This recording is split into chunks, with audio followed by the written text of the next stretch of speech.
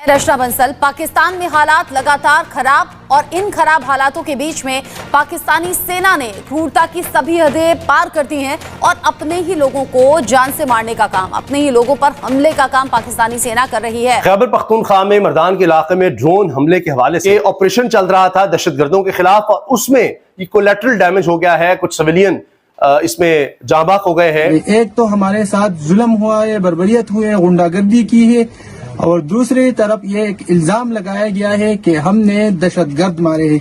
क्या दहशतगर्दों के साथ खवातीन पीरते घूमती है? क्या 5 बच्चों की माँ दहशतगर्द बन गए हैं ताकि उसकी गोद में 2 महीने का बच्चा हो? क्या वो दहशतगर्द है? हम इन लोगों से ये वजाहत चाहते हैं, हमें बता दिया जाए क्या ये बच्चे, ये खवातीन, ये बुजुर्ग दहशतगर्द थे। वाजिया पैगाम है हमारा, वाजिया मौक़िफ़ है कि एक तरफ हम पुरअमन शहरी, हम पुरअमन मुहिब वतन पाकिस्तानी और दूसरी तरफ हम पर इल्जाम लगाया जाता है कि ये दहशतगर्द है।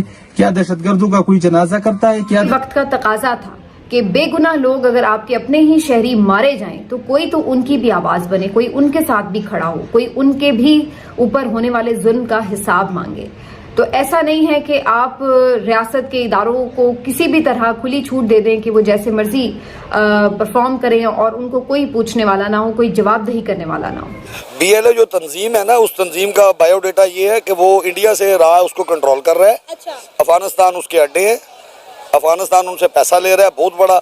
आप ये देखें कि हमें आज़ाद हुए कितना अरसा गुजर चुका हुआ है, 47 से हम आज़ाद हैं। अफगानिस्तान तो कल आज़ाद हुआ है और उसने बगैर सूद के अपना असेंबली में पहला बजट पेश कर दिया है। 3 साल में बगैर सूद का बजट पेश हो गया है। रुपया कहाँ से आ रहा है?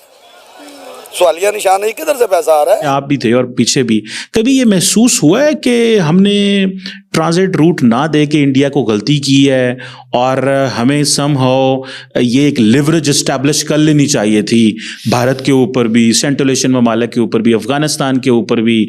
आज वो कह रहे हैं कि जी हम तो चाबहार को एक्टिव करना चाहते हैं, हम तो international north south transport corridor जो है वो सेंट पीटरबर्ग से शुरू करेंगे, वहाँ से लाते लाते ईरान से और वहाँ से वो अपने मुल्क ले जाएंगे। कभी हमने महसूस किया कि हमसे गलती हुई है जो हमने ट्रांजिट ट्रेड नहीं होने दी और हम ये समझते रहे कि भारत के चूल्हे जलेंगे तो शायद हमें नुकसान होगा? ये हमारे अंदर कोई गलती है या हम समझते हैं कि ठीक किया हमने, भारत को नहीं गुजरने दिया और सब कुछ?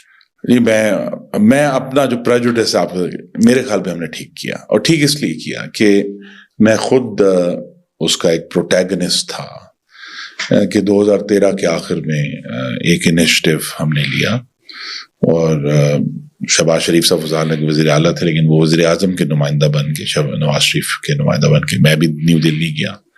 वहाँ एक इनिशियल बातचीत हुई, फिर उससे अगले महीने मैं अलहदा गया और वहाँ हमने एक, दोनों हुकूमतों में, मनमोहन सिंह की गवर्नमेंट थी और नवाज शरीफ की गवर्नमेंट थी, एक सेंस थी कि हमें ट्रेड को अब नॉर्मलाइज कर देना चाहिए। जो हमने एक दूसरे के ऊपर गैर मामूली ड्यूटियां लगाई हुई हैं उन्हें नीचे लाकर हमें इनकरेज करना चाहिए। और उस पर स्टडी भी थी कि बेनिफिट पाकिस्तान को ज्यादा होना है। हिंदुस्तान तो बहुत बड़ी इकोनॉमी है, तो पाकिस्तान को ज्यादा बेनिफिट था। बहुत सारी हमारी चीजें जो है उनकी खपत हिंदुस्तान में होनी थी और फौरी होनी थी। खासतौर पर जो पूरा जो पंजाब का बॉर्डर है वहां से जो, बस मैं कहता हूँ, गुजरांवाला को फायदा होना था, दूसरे जो शहर है सियालकोट को फायदा होना था, लाहौर को फायदा होना था, भावलपुर को फायदा होना था कि वो जो हमारी प्रोडक्ट्स हैं जो सिर्फ अपने मुल्क में महदूद हैं वो फौरी तौर पर बॉर्डर के क्रॉस जा सकती हैं और पूरा डाउन अप टू कराची तक जो है वो पॉसिबिलिटी थी। और उस पर फिर हमने काम शुरू कर दिया और मनमोहन सिंह की गवर्नमेंट जो थी, शर्मा साहब उनके कॉमर्स मिनिस्टर थे, मेरे काउंटर पार्ट, तो हमने बहुत पेशरफ्त की। और हम, आप समझें कि आखिरी, वो कहते ना, बिल्कुल दरवाजे पर आ गए थे, लेकिन फिर एक गैर मामूली इंटरवेंशन हुई और वो रुक गया मामला। उस वक्त हिंदुस्तान ने, वो वाहिद टाइम था इस सारे दौरान कि हम वहां से हमें गुडविल नजर आई कि उन्होंने, मसलन हमारा जो मेजर इंटरेस्ट था वो ये था कि हमारा जो टेक्सटाइल मेडअप्स हैं, जिनको आप कहते हैं खवातीन के जो सूट, हम सब जो है वो हस्बैंड परेशान हैं कि कितने खरीदने हैं हमारी अहलिया ने, उनकी बहुत ज्यादा डिमांड है हिंदुस्तान में।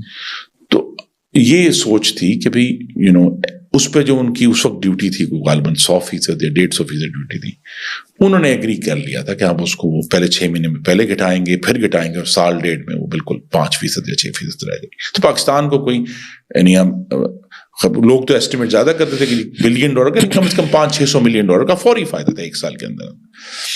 तो हम उसके बिल्कुल करीब आए, लेकिन वो खत्म। जो वजह है, मैं ये कहता हूं कि हमने गलती नहीं की उनको, कि जिस किस्म का तासुब फिर हमने नरेंद्र मोदी की गवर्नमेंट में देखा, यानी फिर जो उनकी वजीर तजारत थी वो तो हाथ मिलाने के लिए तैयार नहीं थी, वो मिलने के लिए तैयार नहीं थी। मतलब हम किसी इंटरनेशनल कॉन्फ्रेंस में जाना, बल्कि मुझे याद है साक की कॉन्फ्रेंस के लिए हम भूटान गए, तो वहां उन्होंने यानी कहते ना कि एक रस्मी हैंडशेक वो भी तक नहीं किया हमसे। तो फिर मैंने भी ये फैसला किया कि अगर ये हमसे बात करने के लिए तैयार नहीं है तो हमें क्या जरूरत है इसमें किसी भी तरह कोई ऑफर करने की। तो वो जो 10 साल पहले, आज अब 10 साल हो गए, आज हम यहाँ बैठे हैं 2024 में, 10 साल पहले एग्जैक्टली 2014 के शुरू में ये इनिशिएटिव हुआ था। उसके बाद से जो हिंदुस्तान का एक बहुत ही, मैं कहूँगा कि मुतस्सब और मुतशद्दिद रवैया है, उसकी वजह से मैं ये समझता हूं कि वो जो है हमें ये कोई गैर मामूली यानी गलती नहीं थी कि जी हमने उनको राहदारी नहीं दी। और फिर उन्होंने वो फिर असर अंदाज हुए। देखिए उसका एक और एस्पेक्ट भी है, मसलन हम कोशिशें कर रहे थे उस वक्त, जो PMLN का भी हुआ है, तो हमारा पाकिस्तान अफगानिस्तान का एक ट्रांजिट ट्रेड एग्रीमेंट था, तो हम चाहते थे कि उसको हम एक्सटेंड करें ताजिकिस्तान तक, और हमें अफगानिस्तान की कंसेंट चाहिए थी। लेकिन उस वक्त की अफगान गवर्नमेंट जो थी, हालांकि नए नए आए थे अशरफ गनी साहब, उन्होंने इस पर कहा कि हम वीटो कर दिया। उन्होंने कहा जब तक आप हिंदुस्तान को इसमें ऐड नहीं करेंगे हम आपको वहां से ताजिकिस्तान तक एक्सेस नहीं देंगे। तो मैंने, बल्कि ज्यादा ये भी बड़ा एक की वाकया है कि मैंने अशरफ गनी साहब से, सदर साहब से पर्सनली लॉबी किया। मैंने कहा कि आप कम से कम पाकिस्तान अफगानिस्तान ताजिकिस्तान का एग्रीमेंट होने दें, अगर कभी मुस्तकबिल में पाकिस्तान हिंदुस्तान के ताल्लुकात बेहतर होते हैं तो हम ऐड कर लेंगे, हमें असूली तौर पर कोई एतराज नहीं है। हमारा इशू सिर्फ यही है कि हिंदुस्तान जिस तरह पाकिस्तान की मुखासमत कर रहा है, मुखालफत कर रहा है, हमला आवर है, वो पाकिस्तान को हर जगह मतून करते हैं, वो बांग्लादेश जाकर पाकिस्तान को गालियां देते हैं।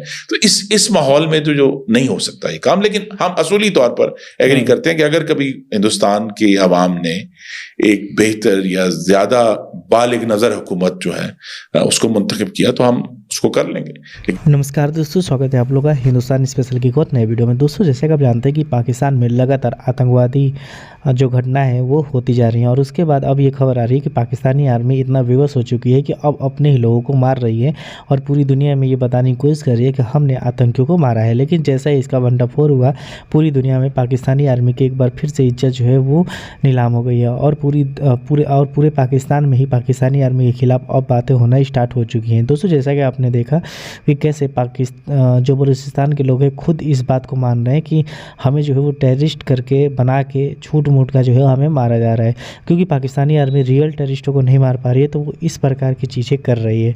तो दोस्तों कहीं ना कहीं जिस प्रकार की घटनाएं पाकिस्तान में हो रही हैं उसके लेकर पूरी दुनिया में बातें हो रही हैं। दोस्तों खबर ये है कि लगभग 10 जो पाकिस्तान के नागरिक आम लोग हैं जिनका टेररिस्ट और इन सब चीज़ों से कोई लेना देना नहीं है, उनको पाकिस्तानी आर्मी ने ड्रोन हमले में मार दिया है। और जब से ये खबर आई है पाकिस्तानी आर्मी चीफ के द्वारा माफ़ी भी इसके ऊपर नहीं मांगी गई। इससे साफ समझ में आता है कि बलूचिस्तान में पाकिस्तानी आर्मी द्वारा जो भी किया जाता है, जो खबरें पहले से होती आ रही हैं वो अब सच होती हुई नज़र आ रही है, क्योंकि पाकिस्तानी आर्मी जो है वो ऐसा हमेशा से करती रही है। तो कहीं ना कहीं जो ये हमला हुआ है जिसके ऊपर अब पाकिस्तान में ही पाकिस्तानी आर्मी के खिलाफ धरने होना स्टार्ट हो चुके हैं, वहाँ पे लोग जो हैं वो सामने आ चुके हैं। इससे महरम बलोच को काफ़ी ज़्यादा जो है वो फ़ायदा देखने को मिलेगा, क्योंकि महरम बलोच को आपको पता है कि पाकिस्तानी आर्मी द्वारा जो है उनको पकड़ लिया गया है, उनको जेल में डाल दिया गया है। लेकिन जब से ये खबर आ रही है अब और भी जो बलूचिस्तान के लोग हैं, जो आम लोग हैं, वो पाकिस्तानी आर्मी के खिलाफ खड़ा हो चुके हैं, क्योंकि वो जानते हैं कि अगला बारी उनमें से किसी एक का हो सकता है। अगर वो पाकिस्तानी आर्मी के खिलाफ नहीं खड़ा होंगे तो अगला बारी उनमें से किसी एक हो सकता है। और ये बात सही भी है, क्योंकि पाकिस्तानी आर्मी आज से नहीं, लगभग जब से पाकिस्तान बना है तब से बलूचिस्तान के ऊपर जो है वो प्रहार करते आई है, वहाँ के लोगों को गायब करते हुए नजर आई है।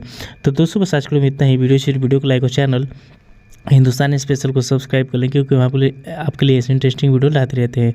मिलेंगे इस वीडियो से, तब तक के लिए हिंदुस्तान स्पेशल।